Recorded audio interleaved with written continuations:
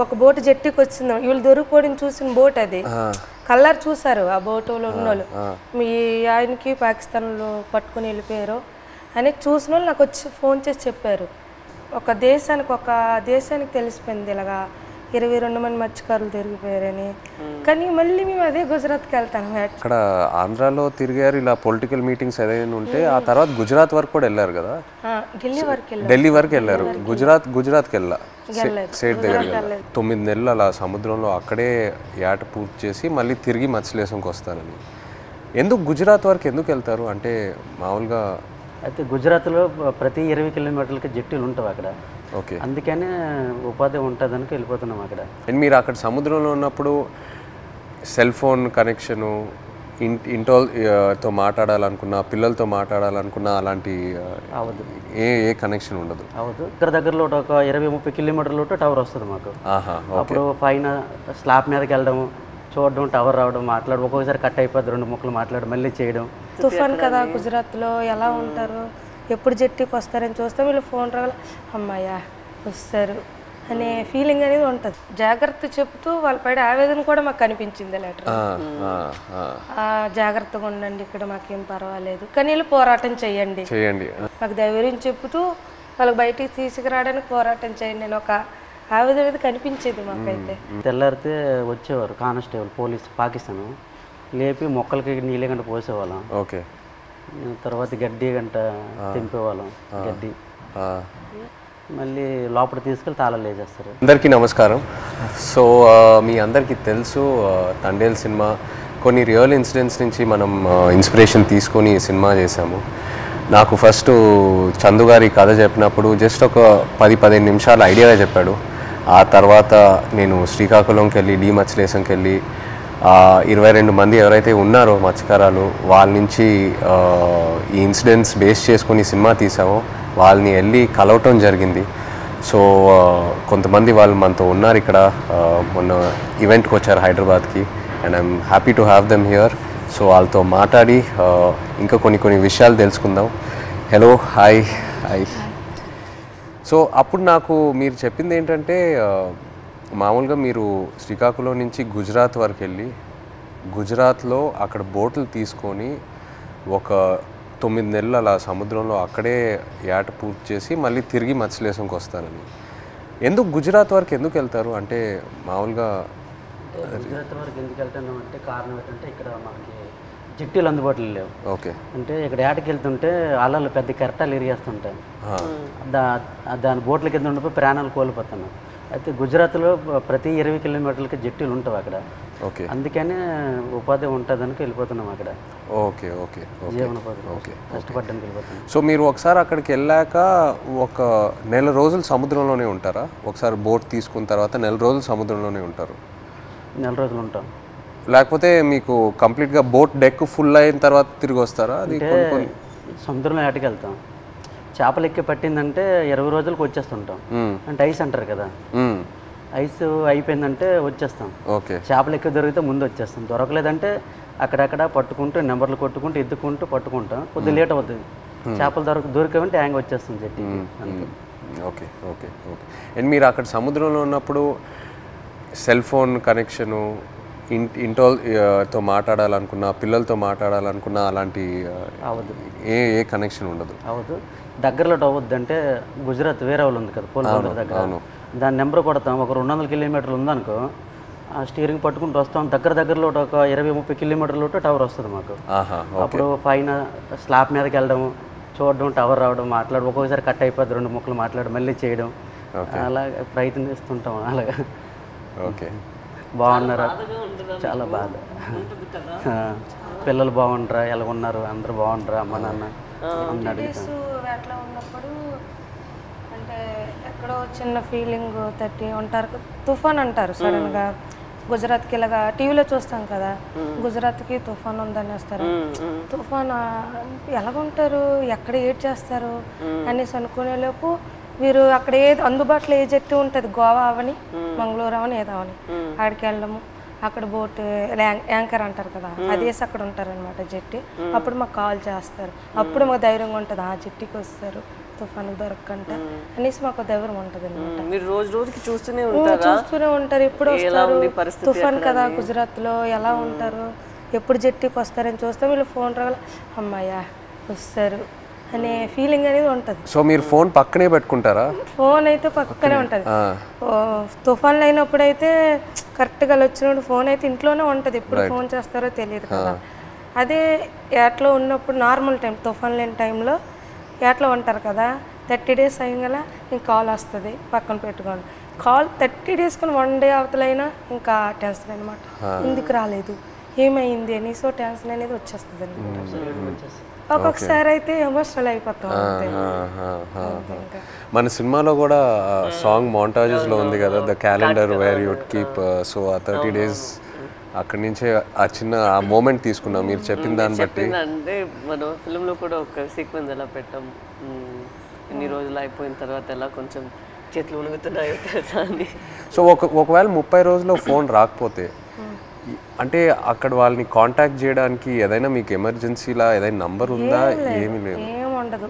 సేట్తో మాట్లాడాలంటే సేట్లు ఉంటారు కదా వీళ్ళు బోటుకి సంబంధించి, వాళ్ళతో మాట్లాడితే వాళ్ళ భాష మనకు తెలియదు, వాళ్ళ భాష తెలియదు కాబట్టి వాళ్ళకి మనం ఫోన్ చేయలేము.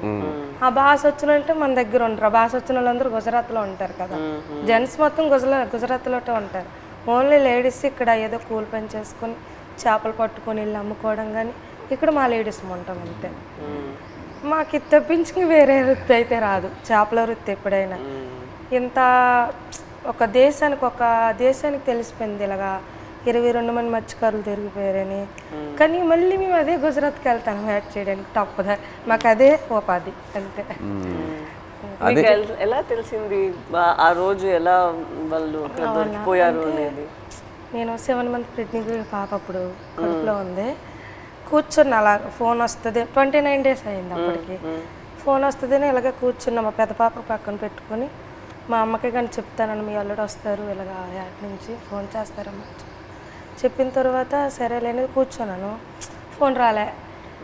ఉదయం మార్నింగ్ 10 అయింది, వేరే వాళ్ళు ఫోన్ చేశారనమాట నా మొబైల్కి, ఇలాగా మీ ఆయన పాకిస్తాన్కి దొరికిపోయారట అనేసి.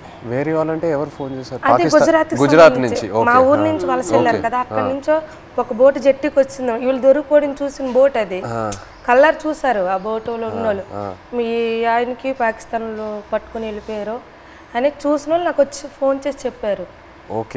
చెప్పిన తర్వాత అవును అన్నట్టు అసలు ఏడుపు కూడా రాలేదు, అలా కన్నీళ్ళు ఇంకిపోయేవి. ఎలాగా పాకిస్తాన్ అంటే మామూలుగా చిన్నప్పటి నుంచి పాకిస్తాన్ అంటే ఏదో భయం మాకు అనమాట. చిన్నప్పటి నుంచి పాకిస్తాన్కి మనకి యుద్ధాలు ఏదో వినేవారు, అలాంటప్పుడు పాకిస్తాన్ అంటే భయం మనకి. అలాంటిది పాకిస్తాన్కి దొరికిపోవడం ఏంటి, ఏం చేస్తారు ఏమో, చంపేస్తారేమో, ఉగ్రవాదులకి గట్రా పేల్చుకోవడం చంపేయడం విన్నాం కదా, ఏమో చంపేస్తారేమో నీటిలో ఉండే అదో టెన్షను. అలాగా కూర్చొని అందరం ఫ్యామిలీ మొత్తం ఏ ఊర్లో వాళ్ళకి సంబంధించిన వాళ్ళు, మా ఊర్లో అయితే 7 ఉన్నారు, మా పంచాయతీలో సంబంధించిన 7 మా దగ్గర కూర్చొని ఏమైంది అనేసి అంటే, ఒక అబ్బాయి భాష వచ్చిన గుజరాతీ భాష ఆడిన అబ్బాయికి మేము వీళ్ళు సేటు ఉంటారు రామారావు వాళ్ళ సేటు, వాళ్ళ సేటుకి ఫోన్ చేయించాం. అడగండి ఒకసారి ఏమైంది ఆ సీట్కి అంటే, వాళ్ళు ఫోన్ చేసి అడిగారనమాట ఏమైంది, ఆ పాకిస్తాన్ వాళ్ళు పట్టుకెళ్ళిపోయారంట, ఏమైంది సీట్ అని అడిగితే అతనే పట్టుకుని వెళ్ళిపోయారు, నీటిలో ఉంచారని చెప్పారు. ఇంకా మాకైతే ఎలాగ వస్తారు అనేసి, ఎలాగ ఆలోచించాలి, ఎక్కడికి వెళ్ళాలి, ఎలాగ తీసుకురావాలి అనేసి ఒక ఎమోషనల్ అయితే మామూలు కాదు. 22 members అంటే చిన్నపిల్లలు, అప్పుడే మ్యారేజ్ అయిన అబ్బాయి అక్కడే ఉన్నాడు, నేను కడుపుతో ఉన్నాను, 2 పిల్లలు, ఒక భర్త దొరికిపోయిన ఆవిడ కూడా ఇంకా ఆ బాధ వేరే, 2 బిడ్డలు ఒక భర్త అంటే ఇంకా ఆ ఎమోషన్ అయితే ఇంకా వేరే. అందరం ఇంకా అంతే, ఏం చేయాలని ఆలోచనతో 1 month వరకు అలా ఉన్నాం. ఇలాగా న్యూస్ వచ్చి ఇలాగా ప్రసారం చేయడము మీడియా కొంచెం హెల్ప్ చేసింది. మీరు ఆ పాకిస్తాన్లో ఇంతకుముందు వేరే ఎవరైనా ఇలా పాకిస్తాన్ సైడ్కి వెళ్ళి వాళ్ళు పట్టుకోవటం జరిగిందా, లేకపోతే ఫస్ట్ టైం అయినా ఇలా జరగటం? ఓకే ఓకే, ఇప్పుడు కూడా ఉన్నారు అక్కడ? ఇప్పుడు ఉన్నారో తెలియదు కానీ మీరు అప్పుడు ఉన్నప్పుడు అక్కడ మీరు వెళ్ళి ముందే అరెస్ట్ అయ్యి ముందే ఉన్నారు అక్కడ. తీసుకెళ్ళేటప్పటికి మేము ఏడుస్తున్నాం, అక్కడ ఏడుస్తుంటే వాళ్ళు మాకు బుద్ధిరిస్తుంటారు, పళ్ళకోయండి అదేటి ఇదేటని. వాళ్ళు అన్నారు మాకే 2 సంవత్సరాలు అయింది, మేము వెళ్ళట్లేదు అని మరికొద్దిగా ఏడ్చేస్తున్నాం మేము. వాళ్ళు సంవత్సరంన్నర ఒక్కొక్కరు ఒక్కొక్క కారణం. అంటే ఆధార్ కార్డులు పేర్లు రాంగు, ఒక్కొక్క పేరు అంటే ఒక బోట్లో 9 మంది ఉంటారు, వాళ్ళకి ఏదో అర్జెంట్ పని నుండి వెళ్ళిపోతారు వాళ్ళు. అంటే టిక్ పాస్లో పేరు ఉండాలి. నేను ఎవరు కలాసి వచ్చారనుకో ఆ టిక్ పాస్ ఆఫీస్కి వెళ్ళి పేరు రప్పించుకోవాలి, పలానా రామారావు, పలానా రాంబాబు అని. అది ఎవరు వెళ్ళిపోతే వాళ్ళ పేరు ఏం చెప్పేశాడు. అక్కడ మన ఇండియా నుండి హై కమిషనర్ వచ్చేటప్పుడు కొన్ని పేర్లు రాంగ్ చెప్పేస్తారు అలా. దానివల్ల ఆయన ఉండిపోయారంటే అక్కడ. ఆయన చెప్పడం మరికొద్దిగా ఏడుపు వచ్చింది మాకు, చాలా బాధ అనిపించింది. ఆ నైట్ భోజనం కూడా మానేసాం, మళ్ళీ అలాగ రోజులు గడిచిన కొద్ది అలాగే ఇదైంది. అక్కడ జైల్లో అంటే మీరు ఏం చేసేవాళ్ళు? రోజు ఏదైనా ఫ్రీడమ్ ఇచ్చేవాళ్ళా లేకపోతే సెల్లోనే ఉండేవారా? ఏం చేసేవారు? అంటే తెల్లారితే వచ్చేవారు కానిస్టేబుల్ పోలీస్ పాకిస్తాను, లేపి మొక్కలకి నీళ్ళ గంట పోసేవాళ్ళం. ఓకే. తర్వాత గడ్డి గంట తెంపేవాళ్ళం, గడ్డి.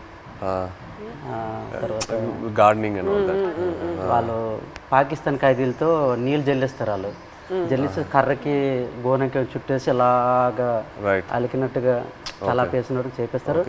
మాకు నీళ్ళు మోయమంటారు మాకు. ఓకే. ఆ నీళ్ళు మోస్తాం 1-2 గంటల పని ఉంటుంది, మళ్ళీ లోపల తీసుకెళ్ళి తాళాలు వేసేస్తారు.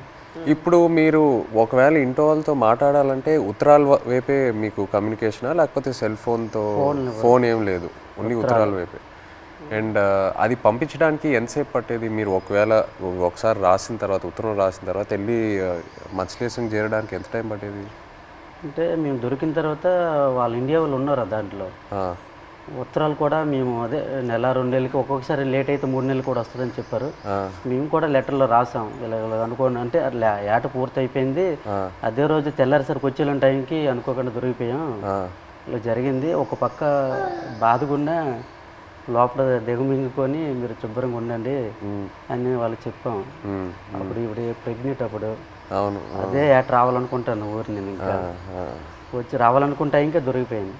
లెటర్లో మాకు జాగ్రత్త చెప్తూ వాళ్ళ పైన ఆవేదన కూడా మాకు కనిపించింది లెటర్. జాగ్రత్తగా ఉండండి, ఇక్కడ మాకేం పర్వాలేదు, కానీ వెళ్ళి పోరాటం చేయండి. అంటే అక్కడ ఏంటంటే జాగ్రత్తగా ఉండండి, వెళ్ళి పోరాటం చేయమంటే మాకు ధైర్యం చెప్తూ వాళ్ళకి బయటికి తీసుకురావడానికి పోరాటం చేయండి. నేను ఒక ఆవేదన అనేది కనిపించేది మాకైతే. ప్రెగ్నెన్సీ కదా అయినా సరే ధైర్యం చేసి వెళ్ళేదాన్ని. ఎక్కడ పొలిటీషియన్ మీటింగ్లు ఉన్నా సరే వెళ్ళేది. ఏమో సింపతి ఉంటుందేమో, అరే ప్రెగ్నెన్సీ కదా, లేడీ కదా, పాపం వాళ్ళ హస్బెండ్ దొరికిపోయారు అనేసి ఒక సింపతి ఉంటుందని ధైర్యం చేసి వెళ్ళిపోయేదాన్ని. ఓహో, మీరు వెళ్ళిపోయారు? నేను వెళ్ళిపోయేదాన్ని. తను ఆల్ ద పొలిటికల్ అన్ని దగ్గరికి వెళ్ళిపోయేదాన్ని. అందరూ మీ హస్బెండా, కడుపుతో ఉన్నావా, అయ్యో పాపం అనేవారు. ఏమో సింపతి ఉంటుంది కదా సార్. అంటే వీళ్ళకి అక్కడికి తీసుకెళ్దాం, ఢిల్లీ వరకైనా తీసుకెళ్దాం అంటే సింపతి ఉంటుందేమో అనేసి నేను గర్భవతితో ఉన్నప్పుడు కూడా వెళ్ళేదాన్ని. 9 months వరకు నేను డెలివరీ ముందు వరకు కూడా నేను పోరాటం చేశాను వాళ్ళు రావాలని. సో మీరు అక్కడ ఆంధ్రాలో తిరిగారు, ఇలా పొలిటికల్ మీటింగ్స్ ఏదైనా ఉంటే. ఆ తర్వాత గుజరాత్ వరకు కూడా వెళ్ళారు కదా? ఢిల్లీ వరకు వెళ్ళారు. గుజరాత్కి వెళ్ళా, స్టేట్ దగ్గర ఢిల్లీ వరకు వెళ్ళారు. స్టేట్లకి ఫోన్ల వరకే, గుజరాత్ వెళ్ళలేదు.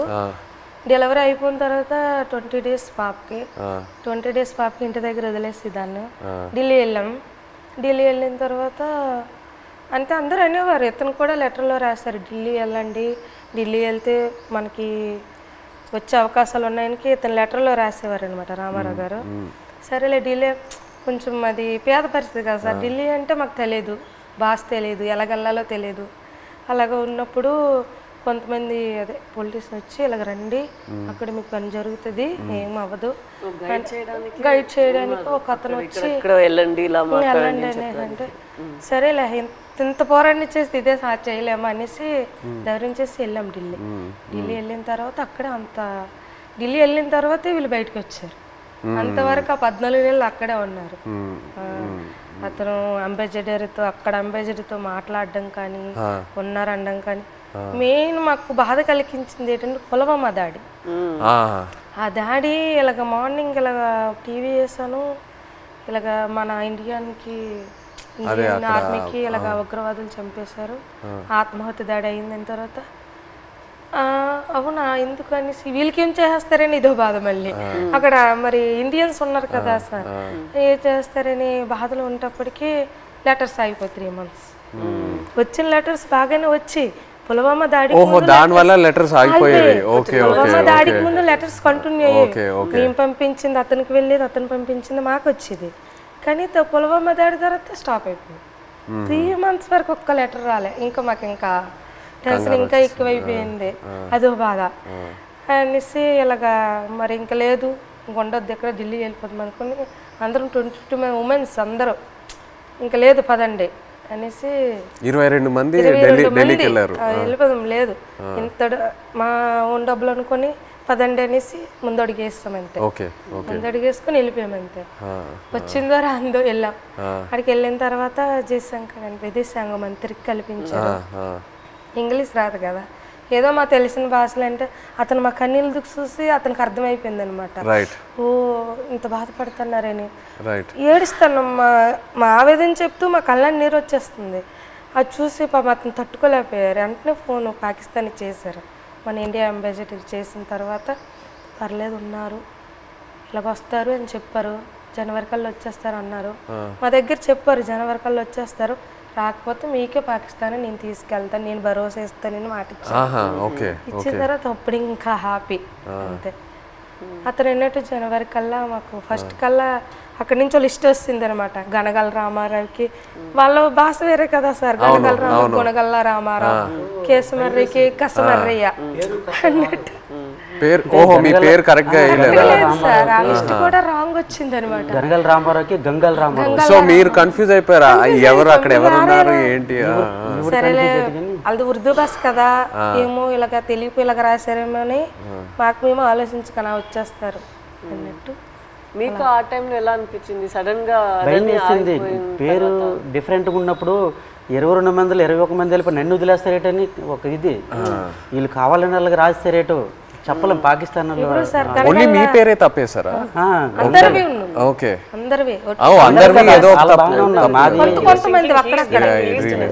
పేరు గనగల రామారావుకి గంగల్ రామారావు వచ్చింది గంగల్ రామారావు వస్తే మరి పేరు డిఫరెంట్ అయితే ఖచ్చితంగా వదిలేస్తారని ఇండియా వాళ్ళు అంటుంటారు ఇంతకుముందు ఉన్నవాళ్ళు పాత వాళ్ళు నాకైతే రాత్రి నిద్ర రాలేదు 22 మందిలో 22 నా పేరు రాకపోతే నాకు వదిలేస్తే నాకు నిద్ర పట్టట్లేదు తినాలనిపించట్లేదు అప్పటికే 14-15 నెలలు అయిపోయింది సంవత్సరం దాటిపోయింది అప్పటికి ఇలాగ అయిపోయాను సన్నంగా అయిపోయాను వాళ్ళు ఏదో చపాతీలో అంటే ఏదో కలుపుతారంట అక్కడ జైల్లో అదేదో మనకి ఏదో బరువు మోయాలని మోయలేమంట ఆవేశం వచ్చేస్తుందంట వాళ్ళు చెప్పిన మాటలే అప్పటికే సన్నంగా అయిపోయాను తర్వాత నోటానికి కూడా బ్లడ్ వచ్చేస్తుంది ఏమంటే టెస్టులు చేస్తే వేడి వల్ల అన్నారు ప్రాబ్లం లేదంటే కొద్దిగా ఆపేయకుండా ఉన్నారు అలాంటి చాలా భయం వేసేది అలాగే పుల్వామా టైంలో మీరు అక్కడ ఒక కన్ఫ్యూషన్ లాగా ఏమైనా అయిపోయిందా మీకు అయిపోయింది మరి ఏదో వేరే సెల్లో పెట్టేవారంట అక్కడ ఏదైనా బయట ప్రమాదం ఏదైనా జరిగితే అంటే బీహార్ జైల్లో ఒక పాకిస్తాన్ ఖైదీకి ఇండియా వాడు చంపేశారని తెలిసింది మాకు అక్కడ జైల్లో టీవీ ఉంది మాకు చూస్తుండగా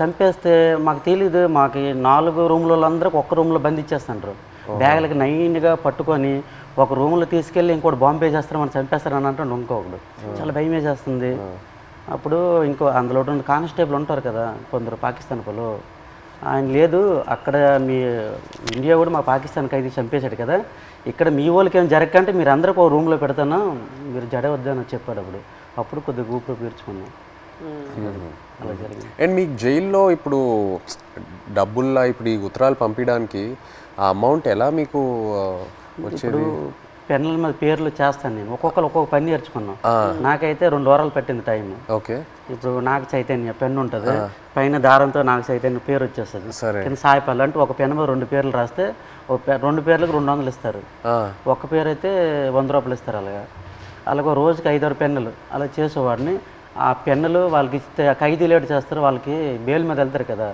కోర్టుకి వాళ్ళ ఫ్యామిలీకి ఇస్తారు కదా ఆ డబ్బులతోటి మేము ఏంటంటే అప్పుడప్పుడు ఏదో గుడ్లు తెచ్చుకొని కానీ మాంసం కానీ తినడం కానీ 22 మందికి మన మెయిన్ లీడర్ని కదా వాళ్ళ గెడ్డలకు కానీ వాళ్ళ రింకిలకు కానీ బిస్కెట్లకు కానీ ముసలి వాళ్ళకి తెలియదు కదా వాళ్ళకి డబ్బులు ఇచ్చేవాడిని గెడ్డలకి సో ఒక్క ఉత్తరం పంపించడానికి ఎంత అయ్యేది మీకు ఎంతంటే ఒక 200-300 500 అంటే మాది డబ్బులు ఉండవని తెలిసి ఏవో ఖర్చులు మట్టుకు పనులు చేస్తుంటాం. వాళ్ళకి ఇచ్చి వాళ్ళకి నేను ఎన్ని పేజీలు రాయొచ్చు ఒకసారి ఎన్ని పేజీలు పంపించచ్చు ఉత్తరం అంటే వైట్ పేపర్ మీద రాసి లోపల కవర్లో పెడతాం మేము. మినిమం రెండు పేపర్లు 22 మంది 2 పేపర్లో రాసి పంపించాలి. అంటే ఇద్దరేసిది ఒక్కో ఉత్తరం ఉంటుంది. 22 మంది ఎవరిదా ఇద్దరు జాయింట్ పడేవాళ్ళం. ఓకే. ఇంకా డబ్బులు లేనప్పుడు సర్దుకుంటేవాళ్ళం అలాగే ఇటు పెట్టి అలాగే అడ్జస్ట్మెంట్ అయ్యేవాళ్ళం. మీరు ఒక్కొక్కరికి ఎలా ఈ ట్రిప్ అయితే నువ్వు లెటర్ పంపిస్తే నెక్స్ట్ ట్రిప్ నేను పంపుతాను. ఓకే. మళ్ళీ మాకు కాంప్రమైజ్ అయ్యి అడ్జస్ట్ చేసుకునేవాళ్ళం. ఓకే. అండ్ మీ పాప ఫోటో ఫస్ట్ టైం ఎలా చూసారు అక్కడ? అంటే పేపర్లో కటింగ్ చేసి ఉత్తరాలు పెట్టేసి పంపించారు ఆవిడ. అంటే అక్కడ ఏమేం జరుగుతుందనా ఊర్లో? ఓకే. పెట్టారు, పెట్టేసి పంపించేదాన్ని. అది చూసి అందులో చూసారు పాప. మీరు కావాలని అలా ఫోటో పెట్టారా? ఫోటో కావాలనే కాదు, చూడు ఇలాగ ధర్నా చేస్తున్నాం, మీరు భయపడకండి, ధైర్యంగా ఉండండి, మీకు తీసుకొచ్చే బాధ్యత మాదనేసి ఒక ధైర్యం చెబుతూ ఒక లెటర్ రాసేవారు.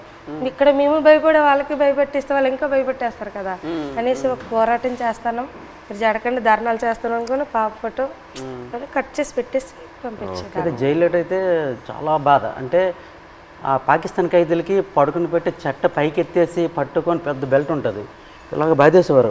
అమ్మో సత్యాను బావ సత్యాను అంటే మేమేంటి మనకి అలాగ కొట్టేస్తారని మేము జడిసిపోయాం. ఈ చెట్ట పైకి ఎత్తేసేవారు, చేయలేక సాపేసేవారు. కింద పడుకుని పెద్ద బెల్ట్ ఉంటుంది కర్ర పట్టుకొని ఇలా తిడ్డ ఉంటుంది అలా ఉంటుంది. ఆ బెల్ట్లో అలా కొడుతూ అమ్మో సత్యం 10 దెబ్బలు అంటే అలాంటివి. మనకి ఇండియా వాళ్ళు కూడా అలాగే కొడతాను జడిసిపోయాం. ఫస్ట్లో మేము వెళ్ళేటప్పటికి మొక్కలకి నీళ్ళు పోస్తుంటాం కదా, ఆ పక్కన వాళ్ళకి అది ఏం చేసాడో మనకు తెలీదు.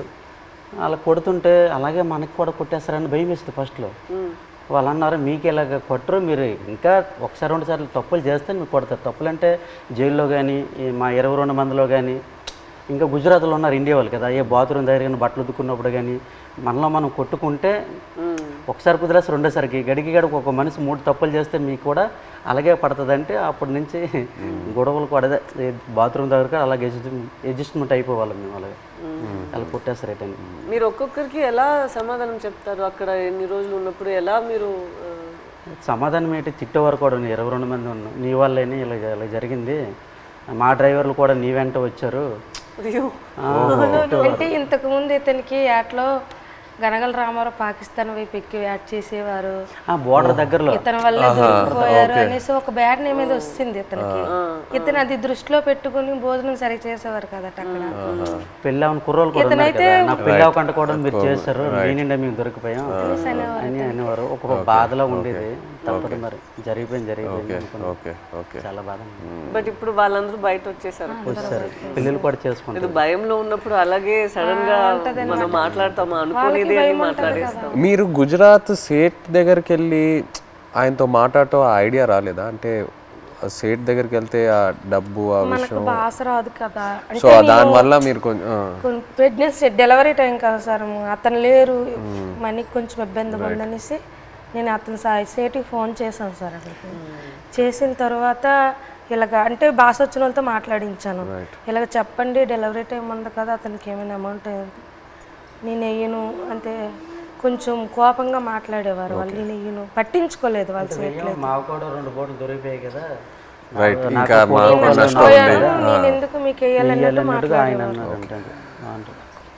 ఇప్పుడు మీరు ఇలా ఒక పరిస్థితి రాలేదంటే కూడా మీకు చాలా కష్టాలు వస్తూనే ఉంటాయి కదా, మీకు రోజుకి ఇలా మీరు చెప్పినట్టు ఎలా తుఫాన్ వస్తుంది దాన్ని మీరు చూస్తూనే ఉండాలి కదా. తుఫాన్ వచ్చింది అక్కడ చేస్తుండగా తుఫాన్ వచ్చింది, తర్వాత యాంటీ అని వైర్లెస్ మాకు పిడికి పడ్డా తిరిగిపోయింది, చాలా ఇబ్బంది పడ్డాం. తర్వాత బోటు మొత్తం నీరు అయిపోయింది, చాలా ఎదుర్కొన్నాం అన్నీ. ఒక్కొక్కసారి బోట్లు మునిగిపోతున్న టైంలో పక్కన బోట్ వచ్చి మనుషులకు కాపాడేవారు, బోట్ మాత్రం మునిగిపోయేది. కానీ అక్కడ పక్కన బోట్ లేకపోతే ప్రాణాలు కూడా కోల్పోతారు. అలాంటి పరిస్థితి ఇదని వాళ్ళు చెప్పినప్పుడు మీరు మీ ఆయన దగ్గర అడగలేదా, మీరు ఎందుకు ఈ పని చేస్తున్నారు, మాతోనే ఉండండి, ఇక్కడే ఏమైనా పని చేయండి, మీరు అట్లా ఏం అడగలేదా? లేదు మేడం, అలాంటి ఉపాధి అక్కడ లేదు, మా సైడ్ లేదు. అక్కడికి వెళ్తేనే మాకు మేము అంటే ఇక్కడ రూపాయి వేస్తే అక్కడ 2 రూపాయలు లేదు. ఇక్కడ నెలనూలే లైక్ ల్యాండ్ ఇట్సెల్ఫ్ వేరే ఏమైనా ఒక పని మనం చేసుకోవాలి కదా, ఇంత రిస్కీగా ఎందుకు?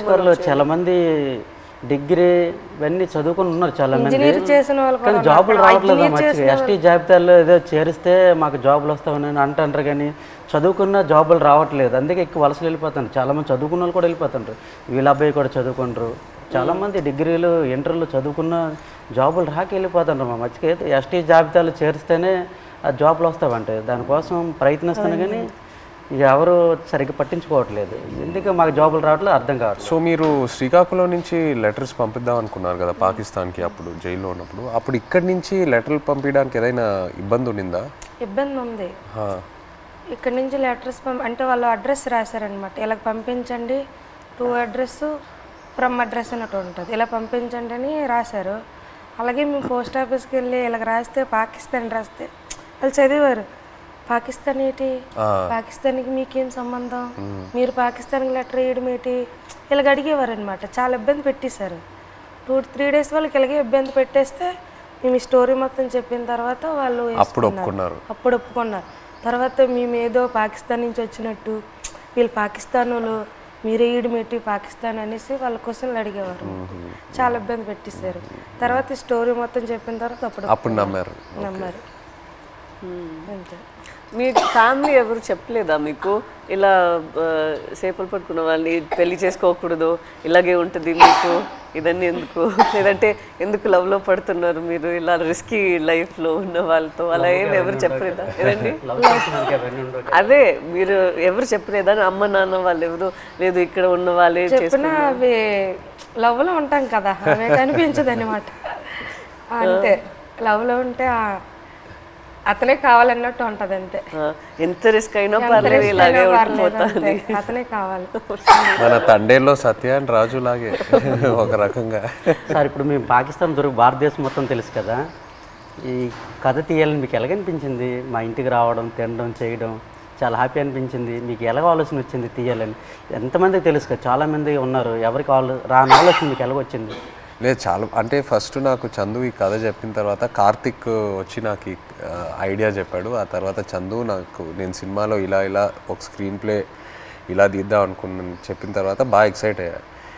వెంటనే మనం శ్రీకాకుళంకి వెళ్ళి మత్స్యలేశంకి వెళ్ళి అందరినీ కలుద్దాము, అక్కడ వాళ్ళని కలిస్తే నాకు ఇంకా మంచి ఐడియాస్ వస్తాయని చెప్పి అక్కడ వచ్చి మీతో ఆ రోజు స్పెండ్ చేయడం జరిగింది. ఆ తర్వాత వైజాగ్కి వెళ్ళి పోర్ట్లో మళ్ళీ సముద్రంలోకి వెళ్ళటం అదంతా జరిగింది. కానీ మిమ్మల్ని వచ్చి కలిసాక నాకు అర్థమైంది ఈ క్యారెక్టర్లో, ఈ కథలో ఇంకా ఎన్ని లేయర్స్ ఉన్నాయి, ఎన్ని కష్టాలు ఉన్నాయి, ఎన్ని హై పాయింట్స్, ఇన్స్పైరింగ్ ఎలిమెంట్స్ ఎన్నో ఉన్నాయని. సో ఇప్పుడు తండేలు అంటే దాని మీనింగ్ ముందే మీకు తెలుసా? కార్తిక్ చెప్పారు. లేదు, తండేలు అంటే అంతకుముందు తెలీదు. తండేలు అంటే మనకి ఈ బోట్ క్యాప్టెన్ లీడర్ అనేది ఒకసారి నాకు కథలోకి వచ్చాకే తెలిసింది, అంతకుముందు తెలియదు. మాకు అక్కడ తండేలు అంటారు గుజరాత్లో. అదే ఆంధ్రలో మాకు తండేలు అంటే చిప్పి నడిపించే వారిని తండేలు అంటారు అక్కడ. అందుకే ట్రైలర్లో కూడా డైలాగ్ వేసాం, తండేలు అంటే ఓనరా కాదు, లీడర్. చాలా బాగా వచ్చింది సార్. అయితే సార్ అక్కడ ఎంత బాధపడ్డామో అంత హ్యాపీగా ఉంది ఈరోజు. ఎందుకంటే అది ఒక జీవితంలో గుర్తుండిపోద్ది అలాగా మా రియల్ స్టోరీ.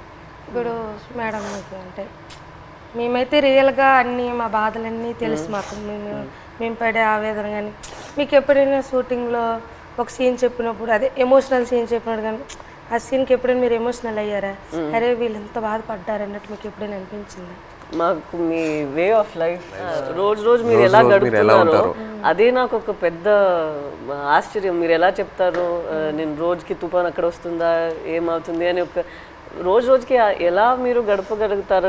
నెక్స్ట్ రోజు లేచి అది నిజ లైఫ్లో నేను అది చేయగలుగుతాను అంత నాలో ఆ శక్తి ఉందని నాకు తెలీదు. సో ఒక్కొక్కసారి అలా చేసినప్పుడు మనం ఫిల్మ్లో నాకు ఈ ఆలోచనే వస్తుంది, వీళ్ళకి ఎక్కడి నుంచి ఆ ధైర్యం వస్తుంది? ఎందుకంటే నార్మల్గానే మనం అందరికీ ఇలా ఒక పరిస్థితి వస్తుంది అని మనకు తెలీదు. అక్కడ అలా ఉన్నప్పుడు మనం ఎక్కడ వెళ్ళాలి, ఎక్కడి నుంచి షురూ చేయాలి, అక్కడి దాకా వెళ్ళాలి, వాళ్ళని ఎలా బయట తీసుకురావాలి అనేది ఒక పెద్ద మనమే మన లోపల చెప్పాలి, లేదు ఇది అయిపోతుంది మన అలా ఈ థాట్ని వదలకూడదు మధ్యలో. సో అది మీరు అందరూ ఎలా చేశారు అని ఆ థాటే నాకు ఉంది. నాకేం కష్టం అనిపించట్లేదు, బట్ మీరందరూ ఎంత కష్టం తీసుకున్నారో అదే నాకు ఆశ్చర్యం ఇచ్చింది అంతే. ఏ సీన్కి ఎమోషనల్ అయ్యారా మీరు? సీన్ చెప్తారు కదా ఎలాగ ఉంటుంది మూమెంట్స్ అండ్ ఏ డైలాగ్ ఎమోషనల్ అయ్యారా చెప్పేటప్పుడు అనేసి? మనం కొన్ని విషయాల్లో మీరు చెప్తున్న దాంట్లో నుంచి తీసుకున్నాము, కొన్ని విషయాల్లో మనమే ఒక డ్రామా లాగా తీసాము. సో ఆ డ్రామాలో ఎక్కడ నేను లేని సీన్స్ కొన్ని ఉన్నాయా, అక్కడ నాకు చాలా బాధ అనిపించింది. నా సీన్స్ ఏముందో అది వేరొక డ్రామాలో వెళ్తుంది, బట్ నిజంగానే ఒక రోజుకి ఎలా వాళ్ళు ఏం జీవిస్తున్నారో కొన్ని క్యారెక్టర్స్ ఉన్నారు, వాళ్ళకి జరిగిన పని వాళ్ళు చెప్తున్న మాటలన్నీ విన్నప్పుడు నాకు అప్పుడు బాధ అనిపించింది. నాది కన్నా వాళ్ళది నేను విని చాలా బాధపడ్డాను. మీరు ఢిల్లీ వెళ్ళటం ఆ ఎపిసోడ్స్ మీరు నాకు శ్రీకాకుళంలో చెప్పినప్పుడు బాగా ఎమోషనల్గా అనిపించినాయి. మీరు ఢిల్లీకి వెళ్ళి ఎలా పోరాడారో అక్కడ. అండ్ అది కాకుండా ఇంకోటి నాకు చెప్పారు, సముద్రంలో ఉన్నప్పుడు ఒక పెద్ద షిప్ వచ్చి మీద ఒక చిన్న బోట్ అలా కొట్టుకొని అలా వెళ్ళిపోయింది కదా, అది చెప్పినప్పుడు నాకు నిజంగా చాలా ఆశ్చర్యంగా అనిపించింది. కొట్టుకొని పోయి అసలు ఆగలేదు కదా, కొట్టుకొని అలా వెళ్ళిపోయారు కదా. పెద్దది కదా. అందరూ they like one community, so United. And I think మీలో ఉన్న శక్తి మీరందరూ కలిసి ఒకేలాగా ఉన్నారు కదా, లైక్ వన్ ఫ్యామిలీ. ఒక ఫ్యామిలీ అర్థమైంది, బట్ మీరు అందరి ఒకే ఫ్యామిలీ కదా. సో ఒక్కరికి ఇది జరిగిందంటే అందరికి అది జరిగినట్టే. ఏ ఫ్యామిలీకి అలా జరగకూడదు. మా ఫ్యామిలీలో ఒకేసారి దొరికిపోవడం అంటే చాలా బాధాకర విషయం. నేను డ్రైవర్ మెయిన్ తండ్రి కనుక ఆ లైన్కి బోట్ అప్ చెప్పినట్టు మా బావగారు, తర్వాత మా ఎర్రీకి బామ్మర్దే అంటే అన్నయ్య, నేను బోట్ ఆఫ్ చెప్పాను. ఈ బోట్ ఆఫ్ చెప్పిన ఓనర్లు అంతా నా వెనక పంపించారు. ఈ రామారావు ఎక్కి చేపలు పడతాడు, ఈ వెనకెతలు వెళ్ళండి చేపలు ఎక్కి దొరికితే అనుకుని నాకు వెనకాల పంపించడం, దొరికిపోవడం చాలా బాధాకర అనిపిస్తుంది. ఇలా జరుగుతుంది అనుకోలేదు. సో లాస్ట్ క్వశ్చన్ అంటే తండేల్ 2 ఉందా? మీరు ఆ రోజు ఈవెంట్లో ఏదో జోక్ వేశారు కదా, చెప్పండి. ఇంకోసారి పాకిస్తాన్కి దొరకాలి, అప్పుడు స్టోరీ అంటే ఒక కోరిక. తండేల్ 2 ఉంటే ఖచ్చితంగా ఒక తమ్ముడుగా యాక్టింగ్ చేయాలని అయితే పాకిస్తాన్ దొరికిపోవడం దొరకకు ఈసారి. మీరు ఇంకా ఢిల్లీ అంతా వెళ్ళరా? తిరిగే శక్తి బోల్డ్ కథ ఉంది. ఇంకా అక్కడ వచ్చేసరికి ఇంకా ఇక్కడ ట్రావెల్ పడ్డాం. రైటర్ ఒక సంవత్సరం పాటు మేము వెనకాల ట్రావెల్, ప్రతిదీ తిన్నా ఏం చేశారు ఏంటి అనేది ఒక సంవత్సరం పాటు ఫోన్ కాల్. అదే ఇక్కడ పాకిస్తాన్ వచ్చేసరికి ఇక్కడ అప్పటికి 7 సంవత్సరాలు అవుతుంది. ఇప్పుడు చాలా ఉన్నాయి కదా, ఇంకా ఇక్కడ తండేల్ 2లో కూడా ఇంకా బోల్డ్ కథ ఉంటుంది. కానీ ఈసారి ఫైట్ చేయాలంటున్నారు కదా మీరు అక్కడ నుండి ఇక్కడికి వచ్చేసరికి నేనేం చేశాను ఇంకా బోల్డ్ అని ఇంకా స్టోరీ ఉంది. ఇంకా ఖచ్చితంగా ఇది చెప్పండి జీవితంలో ఇది గుర్తుండిపోతుంది. నచ్చిన విషయం ఏంటంటే సార్ మీరు ఉన్నారు కదా, ఆ డ్రెస్సింగ్ స్టైల్ కానీ ఎప్పుడు మీకు ఏ సినిమాలో అలా చూడలేదు. ఆ చినిగిపోయిన షర్ట్ కానీ ఆ డ్రెస్సింగ్ స్టైల్ కానీ. అనకాపల్లిలో ఒక షూటింగ్ ఉంది కదా, అక్కడికి వచ్చాము. అక్కడ చూసి నేను షాక్ అయిపోయాను. అదే ఏ సినిమాలో చూడలే అసలు. అలా ఇమిడిపోయారు సార్ మీరైతే.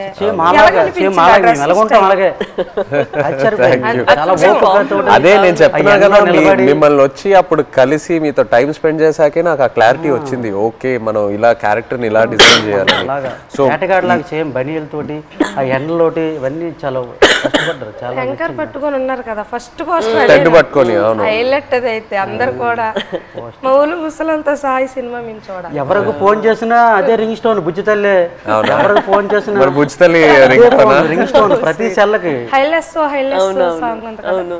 అది ఎలా హైలెస్ అది మా స్లాంగ్. అవును, ఎలా సింక్ అయింది అది అక్కడ అంటే మీ మలాలకి తెప్ప లాగేటప్పుడు వస్తారు కదా when they rowing when they pulling the net. ఇప్పుడు అది రేరు. ఇంతకు ముందు జనరేషన్ లో ఎక్కువ వాళ్ళు వచ్చినప్పుడు దీనికి మీరు తెడ్డు అంటారు కదా, కత్తావా అంటాము. ఏమంటారు? కత్తావా. ఆ కత్తా పట్టుకుని కత్తావా అంటాం మేమైతే.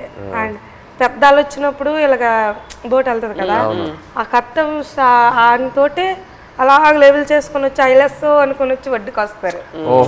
అంటే ఎలా సింక్ అయింది అది, అది మాకు ఆశ్చర్యం. ఈ విషయం మన చందు మొనెటి అండ్ దేవి గారికి క్రెడిట్ ఇవ్వాలి. రైట్, శ్రీమణి గారికి. బుజ్జితల్లిలో ఒక పాయింట్ ఉంది, అది అయితే నాకు కదిలించింది. ఏది? ఉప్పును కూడా గట్టిగా దాటి గట్టి అంటే ఎంత అలలకైనా మీరు దాటుతారు, కానీ ఒక కన్నీటి చుక్క దాటలేకపోతాడు అంతే. అక్కడైతే చాలా ఎమోషనల్ స్ట్రాంగ్. ఆ పాయింట్ అయితే నాకు పిచ్చిగా నచ్చింది, చాలా బాగుంది. Thank you so much. Actually మీరందరికీ థ్యాంక్ యూ చెప్పాలి. మీరు మాకు నచ్చిందంటే పూర్వ జన్మలో అదృష్టం చేసుకున్నాం. అట్లా ఏం లేదు, అట్లా ఏం మా జీవితం రియల్ జరిగింది. ఇంకో ఎన్నో విషయాలు చెప్పాలి, బట్ మనకి సినిమా పరంగా ఓన్లీ 2 గంటలే ఉంది, బట్ ఇంకా ఎన్నో చెప్పాలి. ఫ్యామిలీకి ఈ కథ నచ్చిందంటే మా అదృష్టం సార్. అది బొమ్మ దగ్గర వెళ్ళిపోతుంది సార్. రాజులమ్మ జాతరే పొలిటీషియన్ అనడం లేదు, రాజులమ్మ జాతరే పొలిటీషియన్ అనడం లేదు, కానీ పొలిటీషియన్ చూస్తే ఇంకా బాగా ఏమో అనిపిస్తుంది మాకు. అంటే చూస్తారే పచ్చికూరలు జట్టీలు లేవు, వాళ్ళకేం తెలుస్తుందేమో ఒక నమ్మకం. ఇంకా జట్టి స్పీడ్గా అవుతుందేమో. జట్టు ఉంటే మాకు ఎలాంటి ఇబ్బందులు ఉండవు కదా సార్. మా కోసం మత్స్యకూరల కోసం ఏదేని ఒక మంచి పని చెయ్యండి సార్. అదేనే మీకు వీలైనంత తప్పకుండా అందరి కోసం, మా కోసం అనుకోవాలి. మత్స్యకూరల కోసం 8 మంది హీరోలు ఉంటుండగా మీరు మా జీవితాన్ని ఎంచుకున్నారు. తప్పకుండా అది పెద్ద కేసు సార్. మేము అనుకున్నాము రిలీజ్ ముందే మీకు ఒకసారి చూపిద్దామని, బట్ మీరు ఐ థింక్ థియేటర్ లో చూస్తే శ్రీకాకుళంలో థియేటర్ లో మీరు అందరూ వెళ్ళి చూసి ఖుషిగా అవుతుంది. నేను అనుకుంటున్నాను మీకు సినిమా నచ్చితే మాకు ఎంతో సంతోషం.